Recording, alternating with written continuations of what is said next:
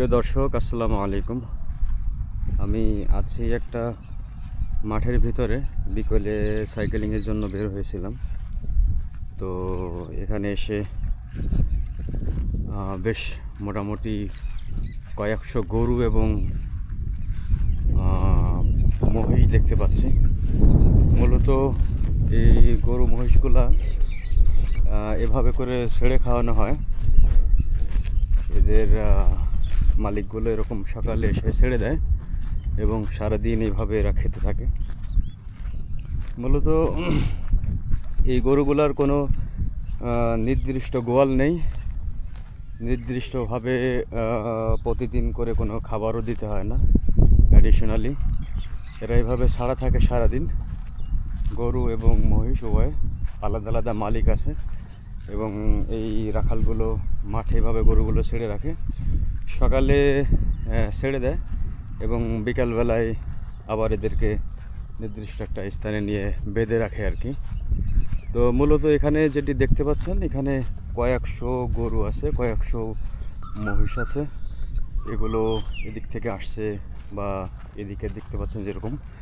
তো বিকালবেলায় যখন হয়ে যাবে, বিকালবেলায়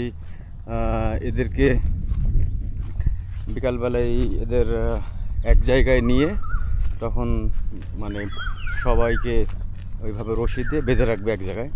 ওরা সারা রাত আর কোথাও যায় না, ওই জায়গায় থাকে এবং সকালে মালিক এনে আবার রশি খুলে দিলে ওরা এরকম খাবার খেতে থাকে। তো যেমনটি দেখতে পাচ্ছেন, আমি যদি এরকম 2-4-10 কিলোমিটার দূরও যাই, এরকমেরই দেখতে পাবেন শুধু গরু আর মহিষ।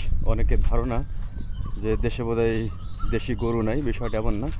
প্রচুর পরিমাণে দেশি গরু মহিষ, এগুলির অভাব নেই। এগুলি প্রচুর পরিমাণে আছে। আমি অবশ্য একটু ভয় পাচ্ছি, কারণ ওরা যেভাবে দেখে। আর রাখাল তো সমস্যা নেই, যিনি রাখাল, কিন্তু আমি তো আসলে রাখাল নই, ওরা আমাকে চেনবে না, ফলে একটু রিস্কি আছে। এরপর আপনাদের দেখানোর চেষ্টা করতেছি এরকম কয়েকশো দেশি গরু, কয়েকশো দেশি মহিষ এভাবে করে এখান দিয়ে ছাড়া থাকে সারা দিন, এভাবে করে এখানে খাবার খেতে থাকে। তো মূলত এটা যদি ওইভাবে বলি, বিনা পুঁজিতে বিজনেস আর কি। এখানে অ্যাডিশনালি কোনো পুঁজি খাটানোর প্রয়োজন হয় না, এভাবে করে ছাড়া থাকে সারাদিন। আর একটু পরেই এখন প্রায় বিকাল মোটামুটি 4টা, 4:30 বাজে। তো সেই ক্ষেত্রে আজ শুক্রবার, এখন মাঠে এরকমের অবস্থা। একটু 5টা, 5:30টার দিকে পুরো মাঠ আবার খালি হয়ে যাবে। এখানে কোনো গরু থাকবে না, সব জায়গা মতো রেখে দেবে যারা এখানে রাখাল দায়িত্বে আছে আর কি। তো আসলে এটি দেখতে খুব ভালো লাগছে আমার কাছে। আর যদিও এটা একটা ইকোনমিক জোন, এখানে এটা কতটুকু অ্যাকসেপ্টেড এটা আমার জানা নাই, কিন্তু এরপরও যেহেতু খোলা জায়গা, এখনও স্ট্রাকচার তৈরি হয়নি। বিভিন্ন জায়গায় স্ট্রাকচার তৈরি হয়ে গেছে অবশ্য, কিন্তু অনেক জায়গায় স্ট্রাকচার এখনও হতে বাকি আছে। প্রচুর খোলামেলা জায়গা এবং এই জায়গাগুলোতে এরকমের মহিষগুলো আছে, গরুগুলো আছে। আসলে অত দূর যাওয়া সম্ভব না। আমি মোটামুটি দূর থেকে দেখানোর চেষ্টা করতেছি, যদি একটু জুম করে দেখায় আপনাদের।